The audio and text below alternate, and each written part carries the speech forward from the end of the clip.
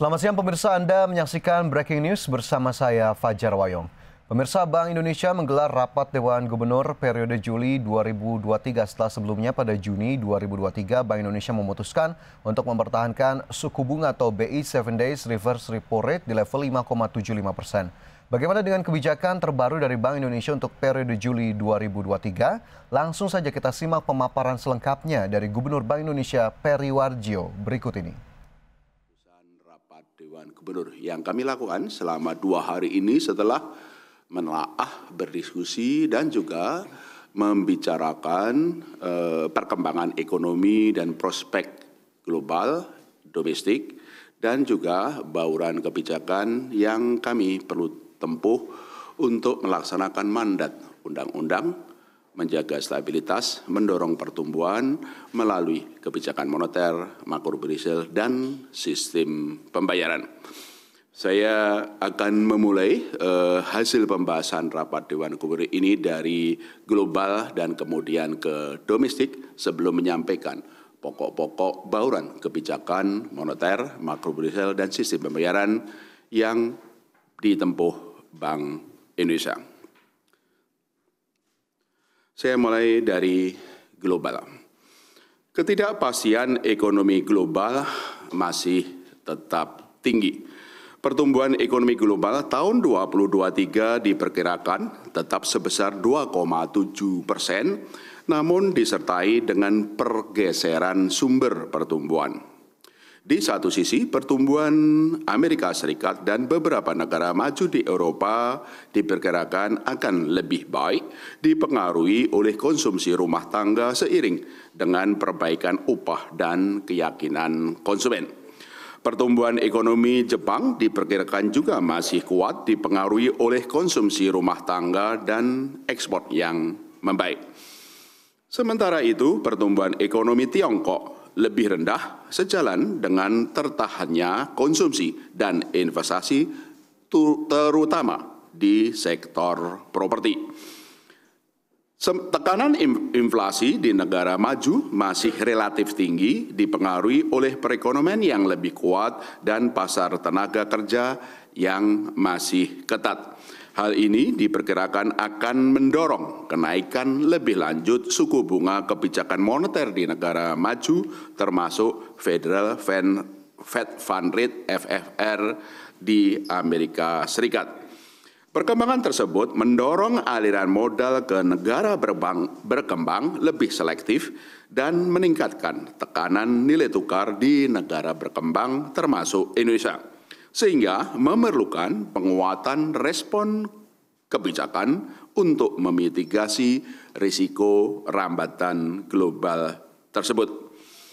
Di dalam negeri, pertumbuhan ekonomi Indonesia tetap baik didukung oleh permintaan domestik.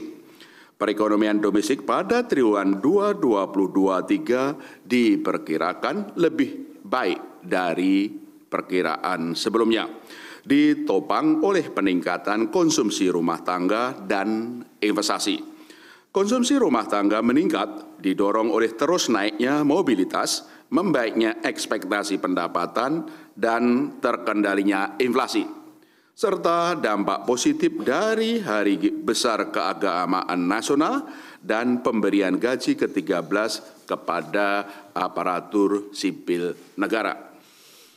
Investasi juga meningkat, terutama investasi non-bangunan, sejalan dengan kinerja ekspor yang positif dan berlanjutnya hilirisasi. Sementara itu, ekspor barang diperkirakan melambat, sejalan dengan ekonomi global yang melemah, sedangkan ekspor jasa tumbuh tinggi dipengaruhi oleh kenaikan kunjungan wisatawan mancanegara. Berdasarkan lapangan usaha, pertumbuhan ekonomi terutama ditopang di lapangan usaha industri pengolahan, perdagangan besar dan eceran, serta informasi dan komunikasi. Sementara secara spasial, pertumbuhan ekonomi terutama ditopang oleh pertumbuhan wilayah Kalimantan dan Jawa yang masih kuat sejalan dengan terjaganya permintaan domestik. Dengan perkembangan tersebut, pertumbuhan ekonomi 2023 diperkirakan dapat mencapai kisaran 4,5 sampai 5,3%. Bank Indonesia akan terus memperkuat sinergi stimulus fiskal pemerintah dan stimulus makro berdasarkan Bank Indonesia untuk mendorong pertumbuhan ekonomi khususnya dari sisi permintaan. Kinerja neraca pembayaran Indonesia (NPI) mendukung ketahanan eksternal ekonomi Indonesia. Neraca perdagangan triwulan 2 2023 mencatat surplus yang lebih rendah, dipengaruhi oleh penurunan harga komoditas dan perlambatan ekonomi global.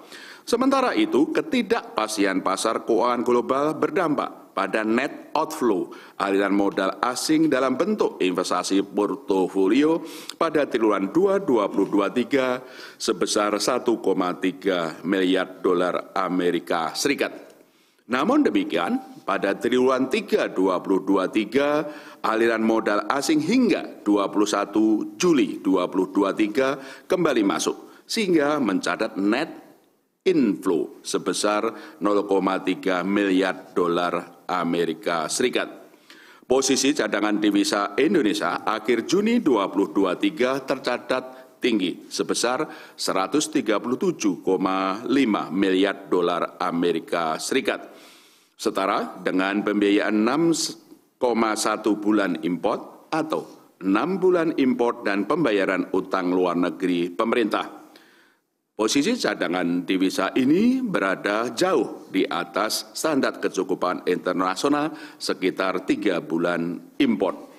Kedepan, kinerja neraca pembayaran Indonesia pada keseluruhan tahun 2023 diperkirakan akan tetap baik, dengan transaksi berjalan terjaga dalam kisaran surplus 0,4% sampai dengan defisit 0,4% dari produk domestik bruto. Neraca transaksi modal dan finansial diperkirakan juga tetap terjaga ditopang oleh aliran masuk modal asing dalam bentuk penanaman modal asing PMA maupun investasi portofolio, sejalan dengan persepsi positif investor terhadap prospek perekonomian nasional. Nilai tukar rupiah terkendali sejalan dengan kebijakan stabilisasi yang ditempuh Bank Indonesia. Nilai tukar rupiah secara year to date tercatat menguat 3,63% point to point dari tingkat akhir Desember 2022. Lebih kuat dibandingkan dengan apresiasi peso Filipina, rupiah India, dan baht Thailand yang masing-masing sebesar 1,78%, 1,11%, dan 0,42%. Kedepan, dengan akan meredanya ketidakpastian pasar keuangan global, Bank Indonesia memperkirakan nilai tukar rupiah akan cenderung menguat ditopang oleh prospek pertumbuhan ekonomi yang kuat, inflasi yang rendah, imbal hasil aset keuangan yang menarik, dan dampak positif dari implementasi peraturan pemerintah nomor 36 tahun 2023 tentang devisa hasil ekspor sumber daya alam. Persepsi investor terhadap prospek ekonomi Indonesia juga menguat, tercermin pada peningkatan outlook sovereign credit rating Indonesia oleh lembaga pemeringkat RNI dari stabil menjadi positif, dengan level rating tetap terjaga pada BBB- atau 2 notch di atas level terendah investment grade. Bank Indonesia terus memperkuat kebijakan stabilisasi nilai tukar rupiah melalui triple intervention dan twist operation untuk memitigasi risiko rambatan ketidakpastian pasar keuangan global. Inflasi kembali ke dalam sasaran lebih cepat dari perkiraan. Inflasi indeks harga konsumen IHK pada bulan Juni 2023 tercatat 3,52% year on year, sehingga berada di dalam sasaran 3 ± 1%. Penurunan inflasi terjadi di semua kelompok. Inflasi inti pada Juni 2023 tercatat rendah 2,58% year on year. Lebih rendah dibandingkan dengan inflasi pada bulan sebelumnya sebesar 2,66% year on year. Dipengaruhi oleh stabilnya nilai tukar, turunnya harga komoditas global, rendahnya dampak lanjutan dari inflasi volatile food, dan terkendalinya ekspektasi inflasi. Inflasi kelompok volatile food juga sangat rendah, yaitu tercatat 1,2% year on year, turun dari inflasi kelompok volatile food bulan sebelumnya yang sebesar 3,28% year on year. Inflasi kelompok administered prices juga menurun dari 9,52% year on year menjadi 9,21% year on year. Kembalinya inflasi ke dalam sasaran sebagai hasil positif dari konsistensi kebijakan moneter yang ditempuh Bank Indonesia serta eratnya sinergi pengendalian inflasi pangan antara Bank Indonesia dan pemerintah baik di pusat maupun di daerah melalui tim pengendalian inflasi pusat dan daerah dengan penguatan gerakan nasional pengendalian inflasi pangan di berbagai daerah. Dengan perkembangan tersebut, Bank Indonesia meyakini inflasi akan tetap terkendali dalam kisaran 3 ± 1% pada sisa tahun 2023 dan 2,5 ± 1% pada tahun 2024. Likuiditas perbankan tetap longgar sehingga berpotensi mendorong berlanjutnya peningkatan kredit dan pembiayaan.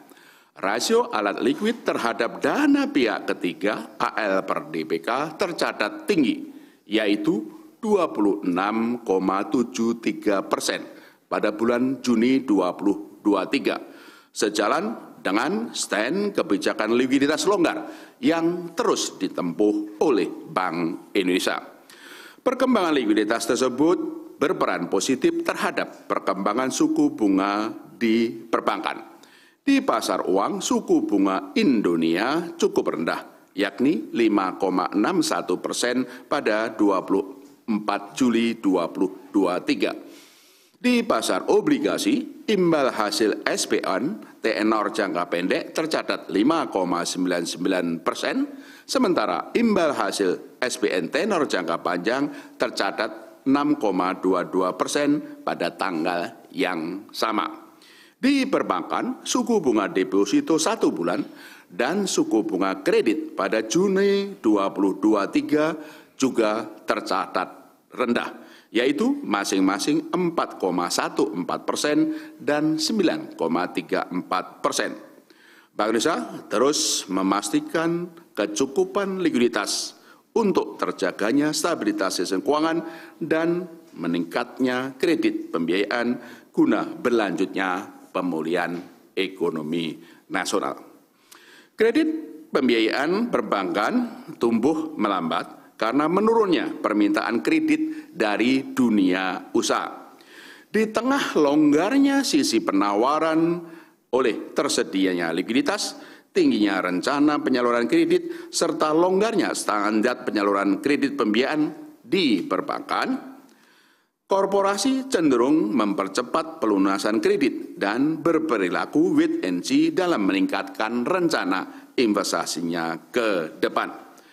Karena itu, kredit perbankan pada Juni 2023 tumbuh sebesar 7,76% year on year, terutama ditopang oleh sektor jasa dunia usaha, jasa sosial, dan pertambangan. Pembiayaan syariah tumbuh lebih tinggi, yaitu mencatat 17,09% year on year pada Juni 2023. Di segmen UMKM, pertumbuhan kredit terus berlanjut, yaitu mencapai 7,34% year on year pada Juni 2023. Bank Indonesia berkomitmen untuk terus mendorong penyaluran kredit pembiayaan dari sisi penawaran perbankan dalam rangka mengakselerasi pertumbuhan ekonomi yang berkelanjutan. Untuk itu, kebijakan insentif likuiditas makro Brisel difokuskan pada sektor-sektor yang memiliki daya ungkit lebih tinggi bagi pertumbuhan ekonomi dan penciptaan lapangan kerja, khususnya pada sektor hilirisasi baik minerba, pertanian, peternakan, dan perikanan, sektor perumahan termasuk perumahan rakyat, sektor pariwisata, serta untuk ekonomi dan pembiayaan inklusif termasuk UMKM, KUR, dan ultramikro (UMI), serta ekonomi keuangan hijau. Bank Indonesia memperkirakan pertumbuhan kredit pada tahun 2023 dalam kisaran 9-11% year on year. Ketahanan sistem keuangan khususnya perbankan terjaga. Permodalan perbankan kuat dengan rasio kecukupan modal capital adequacy ratio CAR sebesar 26,07% pada bulan Mei 2023. Risiko kredit tetap terkendali, tercermin dari rasio kredit bermasalah non-performing loan yang rendah, yaitu 2,52% secara bruto dan 0,77% secara neto pada Mei 2023. Likuiditas perbankan yang tadi terjaga juga didukung oleh pertumbuhan dana pihak ketiga sebesar 5,79%. Hasil stres tes Bank Indonesia juga menunjukkan ketahanan perbankan tetap kuat. Bank Indonesia terus memperkuat sinergi dengan KSSK dalam memitigasi berbagai risiko ekonomi domestik dan global yang dapat mengganggu ketahanan sistem keuangan serta momentum pemulihan ekonomi. Kinerja transaksi ekonomi dan keuangan digital tetap kuat, didukung oleh sistem pembayaran yang aman, lancar, dan andal. Nilai transaksi uang elektronik pada triwulan 2023 meningkat 14,82% year on year sehingga mencapai 111,35 triliun rupiah. Sementara nilai transaksi digital banking tercatat 13.827 triliun rupiah atau tumbuh sebesar 11,6% year on year.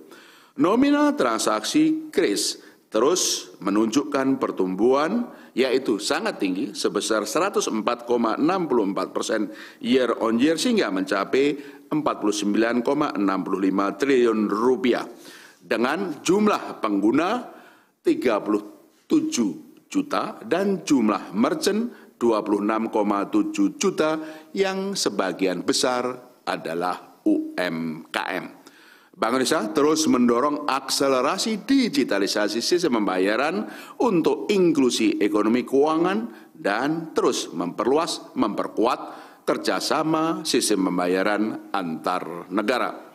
Dalam pada itu, nilai transaksi pembayaran menggunakan kartu ATM, kartu debit, dan kartu kredit mencapai 2.115,57 triliun rupiah atau tumbuh sebesar 3%.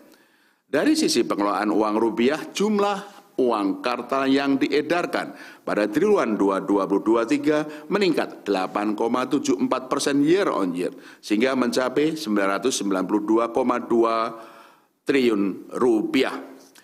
Bank Indonesia terus memastikan ketersediaan uang rupiah dengan kualitas yang terjaga di seluruh wilayah NKRI. Antara lain dengan melanjutkan kerjasama kelembagaan dalam pengedaran uang rupiah ke daerah 3T, terluar, terdepan, terpencil, melalui kegiatan kas keliling, kas titipan, dan ekspedisi rupiah berdaulat.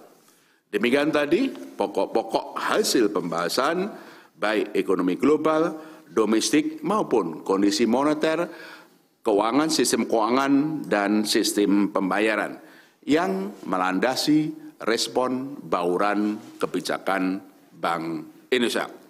Dengan mendasarkan hasil asesmen maupun perkiraan tersebut, rapat Dewan Gubernur Bank Indonesia pada tanggal 24 dan 25 Juli 2023 memutuskan untuk mempertahankan BI 7-day reverse repo rate sebesar 5,75% dan juga suku bunga deposit facility tetap sebesar 5%, suku bunga lending facility tetap sebesar 6,5%. Keputusan mempertahankan BI 7-day reverse repo rate sebesar 5,75% ini konsisten dengan stand kebijakan moneter untuk memastikan inflasi tetap terkendali dalam kisaran sasaran 3 plus minus 1% pada sisa tahun 2023 dan 2,5 plus minus 1% pada tahun 2024.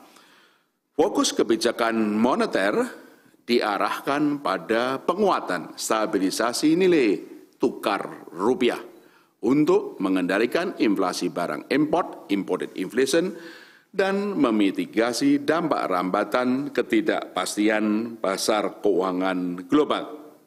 Sementara itu, kebijakan insentif likuiditas makrobudensial diperkuat untuk mendorong kredit pembiayaan dengan fokus. Ya, pemirsa, itu tadi paparan dari Gubernur Bank Indonesia Peri Warjio terkait dengan kondisi ekonomi global, ekonomi domestik, dan juga keputusan dari Bank Indonesia terkait dengan suku bunga acuan BI 7 Days Reverse Repo Rate. Bank Indonesia pada rapat Dewan Gubernur periode Juli 2023 kembali memutuskan untuk mempertahankan BI 7 Days Reverse Repo Rate di level 5,75%, kemudian juga deposit facility sebesar 5% dan suku bunga lending facility sebesar 6,5%. Adapun Gubernur Bank Indonesia mengklaim keputusan dari Bank Indonesia pada RDG kali ini sejalan dengan stans Bank Indonesia untuk menjaga tingkat inflasi di kisaran target 3 plus minus 1% sambil terus menjaga stabilitas nilai tukar rupiah. Dan pemirsa, demikian rapat Dewan Gubernur Bank Indonesia dan juga hasil dari RDG BI periode Juli 2023. Semoga bisa menambah informasi untuk Anda. Demikian Breaking News ID Channel kali ini. Saya Fajar Wayong, sampai jumpa.